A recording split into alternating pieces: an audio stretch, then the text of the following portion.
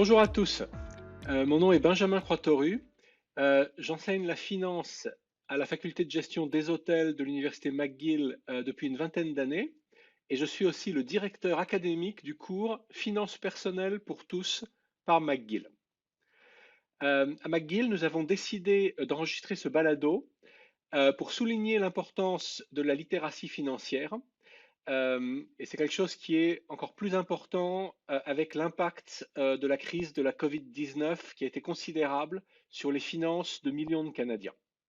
Et nous voulions aussi faire connaître certains travaux qui sont en cours à McGill et à HEC Montréal. Et nous espérons aussi, à travers ce balado, pouvoir donner quelques conseils pratiques qui amélioreront les finances personnelles de nos auditeurs. Donc, pourquoi parler de littératie financière et de son importance dans la vie des gens? Eh bien, il y a beaucoup de données qui montrent que les soucis d'argent sont, pour beaucoup de Canadiens et de personnes dans tous les pays du monde, la plus grande source de stress, une source de stress plus importante encore que le travail, la santé ou les relations personnelles. Par exemple, à peu près un tiers des Canadiens, d'après des enquêtes, n'ont pas d'épargne pour la retraite et près de la moitié des Canadiens se sentent submergés par les dettes et considèrent qu'ils vivent d'une paye à l'autre sans la moindre marge de manœuvre financière. C'est pour cette raison qu'en novembre 2019, l'Université McGill a lancé, en collaboration avec la fondation Objectif Avenir RBC et le journal de Globe and Mail, un cours en ligne gratuit, Finances personnelles pour tous par McGill. Le cours est ouvert à tous, entièrement gratuit, il est offert toute l'année, il est complètement bilingue français et anglais, et très important, le cours ne suppose aucune connaissance préalable, on a fait beaucoup d'efforts pour qu'il soit accessible à tous. Et dans ce cours, nous abordons les grandes étapes de la vie financière. Par exemple, l'établissement d'un budget, la gestion des dettes, les investissements, les placements, l'influence de la psychologie humaine sur les décisions financières et le monde complexe des placements immobiliers. Et nous sommes très heureux parce que jusqu'à présent, ce sont près de 200 000 personnes qui se sont inscrites pour suivre le cours.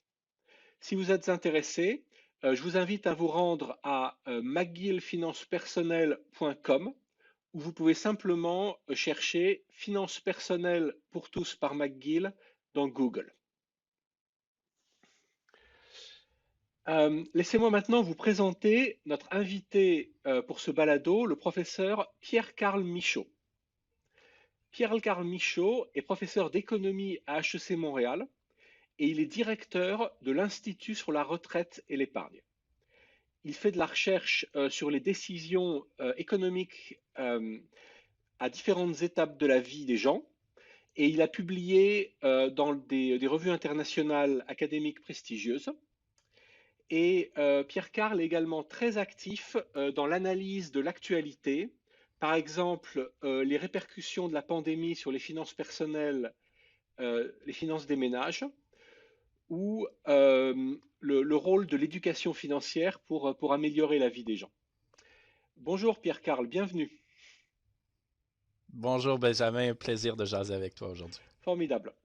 Donc je propose de commencer par te donner une opportunité de parler des recherches et du travail que vous effectuez dans le cadre de l'Institut sur la retraite et l'épargne de HEC. Oui, bien, après mon doctorat, depuis la fin de mes études, puis ça fait un bon bout de temps de ça, Benjamin, j'ai toujours été fasciné par les comportements économiques et financiers des ménages et en particulier comment la politique publique peut aider dans ces domaines. Donc, comme plusieurs économistes, ben, on commence toujours par la théorie économique. Et la théorie économique est très bonne pour nous dire, dans certaines circonstances, qu'est-ce que les ménages devraient faire, quelles seraient les bonnes décisions à prendre. un petit peu moins bonne cependant pour expliquer comment les gens prennent réellement des décisions dans la vie de tous les jours. Alors, c'est cette différence-là qui, pour moi, m'a toujours motivé à essayer de comprendre comment, en quelque sorte, d'abord, on peut expliquer les comportements des gens et comment, par la suite, on peut construire des interventions en politique publique ou en éducation pour aider les gens à prendre de meilleures décisions. Donc, ça fait quelques années, avec un autre groupe de chercheurs, on a regardé un petit peu ce qui se faisait au niveau de la recherche au Québec, au Canada, dans ce domaine. Puis, on s'est rendu compte qu'il manquait en quelque sorte des organisations qui allaient développer une programmation de recherche qui allait essentiellement étudier ces questions-là, comprendre ce que les Canadiens font, comment ils le font, pourquoi ils le font, ce qu'ils devraient faire, donc question d'optimalité dans différentes circonstances.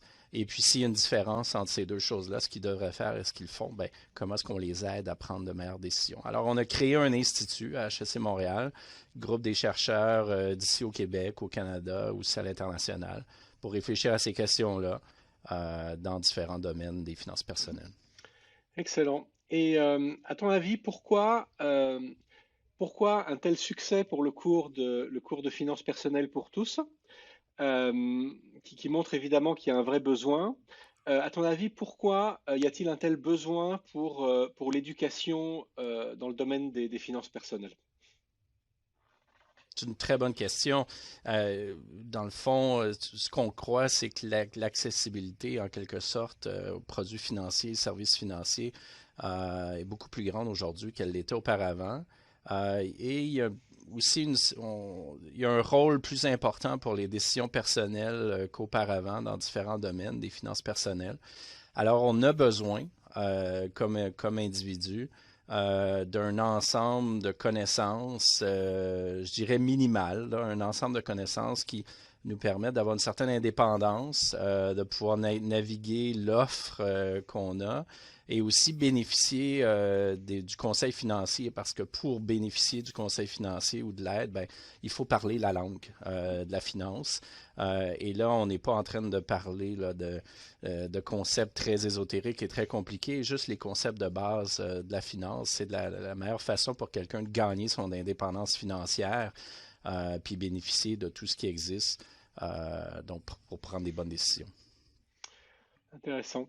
Il y a quelque chose qu'on a observé chez les participants à notre cours de finances personnelles. Beaucoup d'entre eux nous ont dit qu'il serait très important de fournir une formation aux finances personnelles dans un cadre plus institutionnel, par exemple à l'école ou bien dans le cadre d'un programme gouvernemental. À ton avis, quel serait le cadre idéal pour donner ce type de formation aux finances personnelles? Je pense qu'il faut d'abord réaliser que l'éducation financière, il faut qu'elle se fasse tout au long de la vie. Probablement le meilleur endroit pour commencer, c'est à l'école. Puis moi, je pense même au primaire ou au secondaire, c'est de commencer avec les concepts de base. Prendre un exemple, les intérêts composés, donc comprendre les règles associées aux intérêts composés.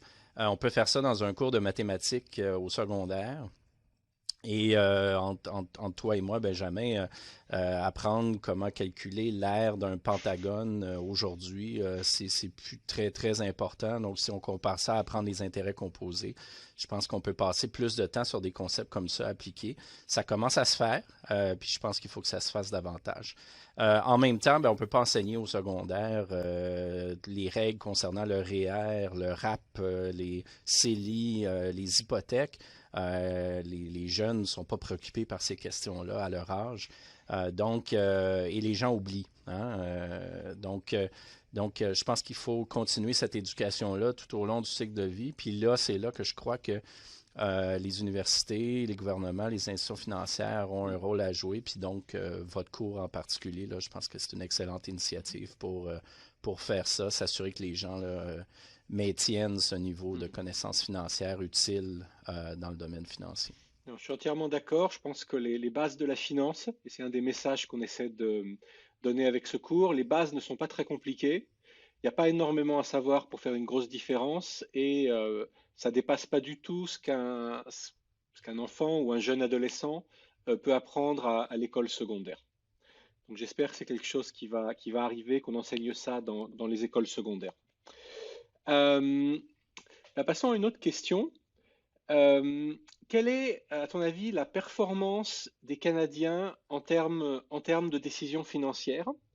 Est-ce qu'ils se débrouillent bien, mal, très mal?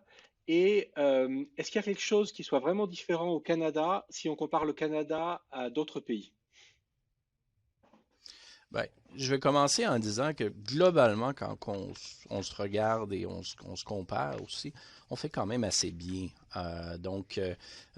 Et peut-être c'est peut-être contre-intuitif par rapport à ce qu'on entend très souvent, mais le gouvernement puis plusieurs autres agences font déjà un très bon travail de nous mettre sur le pilote automatique dans plusieurs domaines. Donc, par exemple, si on pense à l'épargne pour la retraite, il y a déjà des programmes qui nous obligent à épargner pour la retraite. Et donc, il y a un niveau minimal qui est déjà là.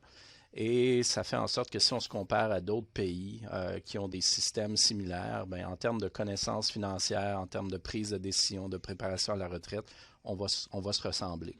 Euh, Cependant, c'est certain qu'il y a quand même des groupes de gens, puis il y a des domaines où on a un petit peu plus de difficultés.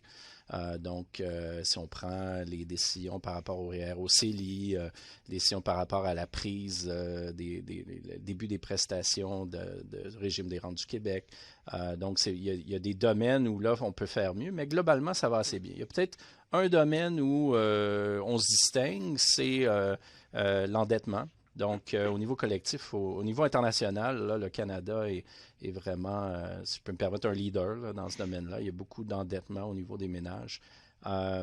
C'est en grande partie dû au boom immobilier, des prix immobiliers. Bon, c'est plus récent au Québec, mais dans le reste du Canada, à Toronto, à Vancouver, ça fait quand même un bon bout de temps. Donc, c'est pas nécessairement problématique cet endettement-là parce que, bon, d'un point de vue là, du bilan comptable des ménages, il y a des actifs qui augmentent en prix, il y a de l'endettement qui augmente aussi beaucoup. Mais il y a quand même là, peut-être quelque chose davantage à surveiller, quelque chose où on se distingue. Peut-être aussi notre système de retraite ben, qui repose quand même sur un rôle important des employeurs pour aider à financer la retraite. Ça, on voit quand même que ça disparaît tranquillement, cette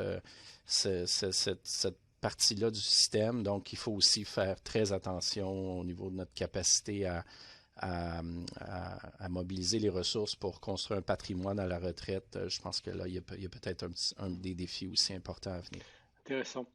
Et est-ce que les choses ont tendance à changer? Parce que on voit bien que avec le nombre d'outils financiers disponibles en ligne, il y a de plus en plus d'informations, par exemple, qui est disponible pour les gens dans le domaine financier. Est-ce que ça a eu un impact? Est-ce qu'il y a une amélioration de la situation? Est-ce que les choses changent si on regarde les décisions financières et le savoir des gens en matière financière? Bonne question. Il y a différentes façons de répondre à cette question-là ou d'essayer de comprendre comment y répondre. La première, c'est de regarder des indices de littératie financière. Nous, à l'Institut, on fait un indice retraite. Il y a d'autres organisations qui font d'autres indices. On ne voit pas beaucoup de mouvement au niveau de ces indices-là, disons, sur les 10 dernières années. Donc, au niveau global, le niveau de littératie financière n'augmente pas beaucoup. C'est peut-être normal parce qu'on aussi, on n'investit pas massivement en éducation financière. Vous êtes un peu des pionniers vous-même à McGill. Donc, je pense qu'à ce niveau-là, il y a encore beaucoup à faire. Les médias aident. Je pense que des émissions comme des programmes comme Zone Économie aident beaucoup. Donc, c'est quelque chose qu'il faut continuer à développer. Ça a un impact important. L'AMF, l'Autorité des marchés financiers, est un leader au niveau canadien en éducation financière, donc essaie au Québec aussi d'organiser les choses. En termes de décision, la qualité de la prise de décision financière, ben, c'est difficile d'identifier des tendances très claires, mais il y a quand même des indices qui nous disent que les Canadiens font certaines choses peut-être un peu mieux qu'auparavant. On voit un grand engouement pour les produits tels que le CELI, qui sont très avantageux pour des gens, particulièrement les gens à plus faible revenu. Donc, les cotisations au CELI ont maintenant dépassé les cotisations au REER en termes annuels. Les individus aussi misent davantage vers de l'investissement vers des fonds indiciels, donc plutôt que des fonds mutuels à très haut frais. Donc ça, je pense que c'est des bonnes tendances. Je pense généralement, moi, ce que j'observe, puis on reste encore vraiment à bien le montrer dans les données, c'est que les Canadiens en demandent beaucoup plus pour leur argent quand, par exemple, ils demandent du conseil financier ou quand ils doivent payer des frais pour quelque chose. Et puis, je pense que ça, c'est une bonne chose. Donc, ça, c'est des bons signes, je dirais, qu'on observe. Très bonne nouvelle, je suis entièrement d'accord. Il faut être exigeant envers son banquier ou son conseiller en investissement et pas oublier les gens ont des options, il faut faire jouer la concurrence. Donc on a parlé de tendance à long terme, mais évidemment, si on regarde, on enregistre ça, on est au printemps 2021. Évidemment, on vient tous de passer une année vraiment spéciale Mm. avec la crise du Covid. À ton avis, quelles ont été les principales conséquences de la crise du Covid sur la situation financière des Canadiens? Très bonne question.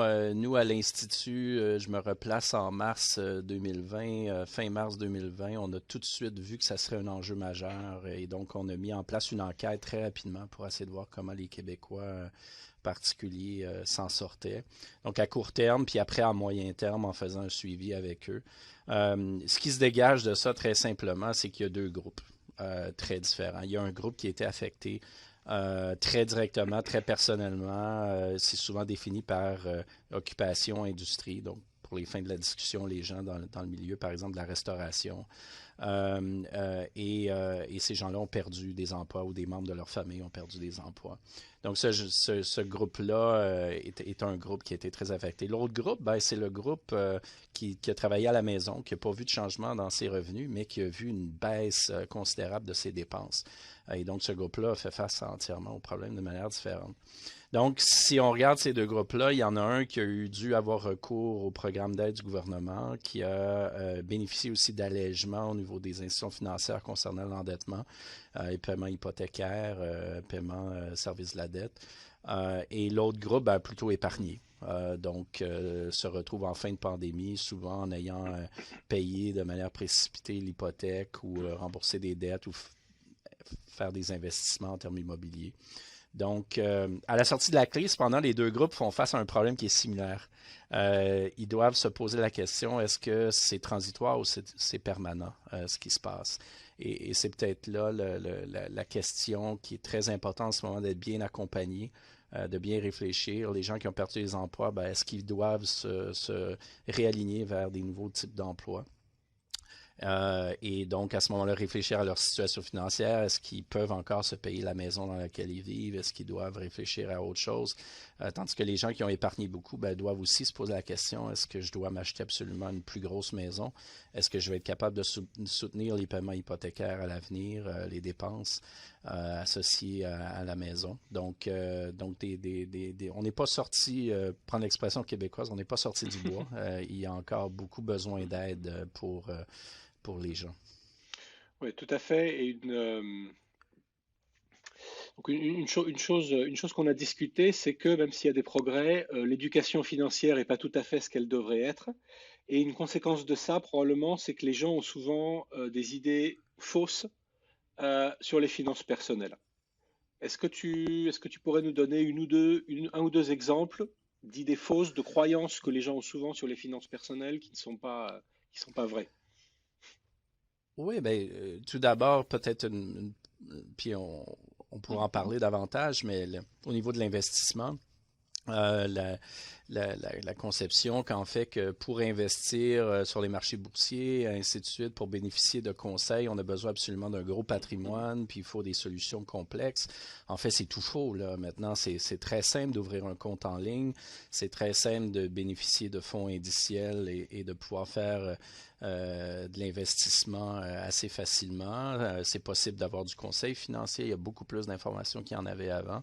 Donc, je pense que c'est peut-être un frein pour plusieurs personnes qui se disent, ah, ben pour moi, investir, c'est pas pour moi, c'est trop compliqué. Peut-être la deuxième problème, c'est au niveau de l'endettement. On s'est fait un peu dire que l'endettement, c'était mauvais, qu'il fallait absolument éviter. Ben, il y a plusieurs formes d'endettement qui sont tout à fait saines et tout à fait optimales quand on fait face à des dépenses non anticipés, ou par exemple, je prends l'exemple de l'immobilier, avec la hausse fulgurante des prix de l'immobilier, pouvoir bénéficier d'une marge de crédit pour financer des projets, surtout au taux d'intérêt qu'on a à l'heure actuelle. Donc, ça peut être quelque chose d'intéressant. Donc, l'endettement fait partie des outils financiers d'un ménage pour atteindre ses objectifs. Et donc, ça, c'est important. Peut-être du côté des erreurs que les gens font, peut-être une erreur importante, c'est de jamais se poser de questions et toujours mettre de l'argent dans le REER. Ça, je pense qu'il y a beaucoup qui a été écrit sur ça, puis je pense que c'est encore important de le répéter, qui existe au Canada, on est chanceux, il existe le CELI et le REER, et je pense que c'est important de savoir quand utiliser un et l'autre. Et il y a beaucoup à faire, donc, pour des ménages à faible revenu de mettre de l'argent dans un REER, c'est probablement pas une bonne idée. Et donc, s'informer sur ça, je pense que c'est très important.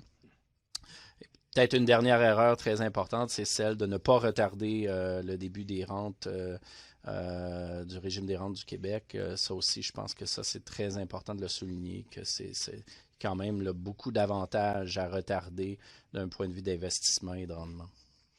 Non, bah, je suis tout à fait d'accord en tant que professeur d'investissement. Retarder le début du régime des paiements qu'on reçoit du régime des rentes du Québec, c'est un excellent investissement euh, dont il faut, euh, dont il faut profiter si on en a la possibilité. Et je suis aussi tout à fait d'accord avec ce que tu as dit sur le fait que c'est pas si compliqué que ça de s'occuper des finances. Et c'est vraiment une des choses qu'on essaie de montrer dans le cours de finances personnelles pour tous. Et une autre chose, c'est aussi un des points qu'on aborde dans le cours de finances personnelles pour tous, la dette en soi n'est pas quelque chose de mauvais. Simplement, il y a des façons, il y a beaucoup de façons d'endetter qui existent. C'est sûr que ça peut être difficile de naviguer à travers ça pour la plupart des gens. Et c'est pour ça il est important de connaître la différence. Et c'est un des modules de notre cours de finances personnelles pour tous. Donc on a parlé un peu, Excellente nouvelle. merci. Donc on a parlé un peu des erreurs que les gens commettent. Moi, si j'avais à en choisir une en tant que professeur d'investissement, pour moi, l'erreur la plus importante, c'est que les gens ont tendance à acheter, vendre, à rentrer dans le marché des actions, sortir dans le marché des actions en fonction de l'humeur du marché. Les gens ont tendance à acheter quand les actions ont monté pendant plusieurs années. Et évidemment, une conséquence de ça, c'est que les actions ont l'air pas très risquées elles ont monté depuis 2 3 ans. Et les gens ont tendance à vendre quand ça va très mal, quand l'humeur du marché, le sentiment du marché est très déprimé. Et ça, évidemment, c'est ce qui arrive quand le marché a déjà baissé. Et évidemment, si on réagit comme ça, ce qui va se passer, c'est qu'on va acheter les actions quand elles sont chères parce qu'elles ont monté depuis 2 3 ans. On va les vendre quand elles sont bon marché parce qu'elles ont déjà baissé. Et évidemment, acheter quand c'est cher, vendre les actions quand elles sont bon marché, c'est une catastrophe pour le rendement à long terme. Donc, si j'avais à Tout choisir, à fait. Puis oui, et puis quand on y réfléchit, Benjamin, les gens investissent en particulier pour la retraite et donc c'est de l'investissement de long terme. Regarder les fluctuations à court terme, regarder son téléphone à toutes les 15 minutes pour voir la valeur de son portefeuille, c'est pas une bonne décision. C'est montré que ça a tendance à mener à ce genre de phénomène que tu décris. Et donc, vraiment réfléchir à long terme. Et maintenant, ben, on a des solutions parfaites. On peut investir de manière très simple dans des fonds indiciels, dans d'autres types de produits qui nous permettent d'atteindre nos objectifs beaucoup plus facilement, à faible coût, hein, parce qu'il faut se préoccuper des frais, et aussi mettre cet argent-là dans des REER ou des CELI pour bénéficier justement des avantages fiscaux, là, laisser l'argent travailler dans ces comptes-là, ben, c'est équivalent à devoir épargner plus ou investir plus agressivement. Donc, pourquoi pas bénéficier de ces opportunités? c'est intéressant que tu aies parlé de ce genre d'outils et d'une manière générale du fait qu'on peut très bien se débrouiller tout en ayant une politique d'investissement qui est simple. Parce que ce qui s'est passé dans les dernières années, c'est qu'il est devenu de plus en plus facile d'investir. Il y a de plus en plus d'outils d'investissement qui sont disponibles pour les gens. Et je pense qu'il y a beaucoup de gens, parce qu'ils ont accès à tous ces outils, toutes ces possibilités, qui se sentent perdus, désorientés.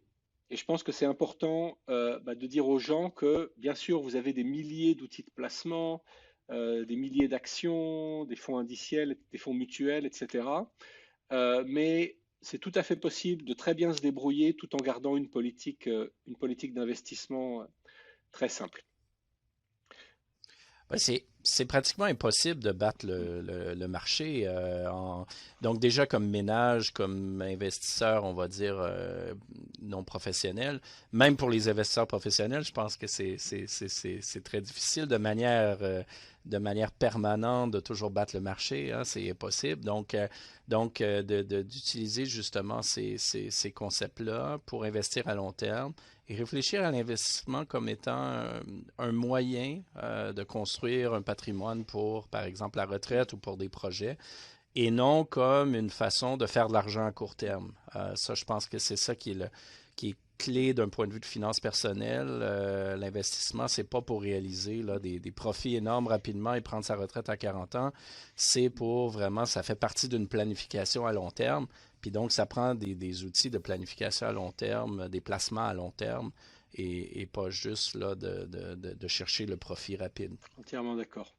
Donc, on a parlé beaucoup du comportement des individus, des décisions des individus, mais il y a aussi quelque chose de très important que tu as beaucoup examiné dans le cadre de ton travail, c'est la question des politiques publiques.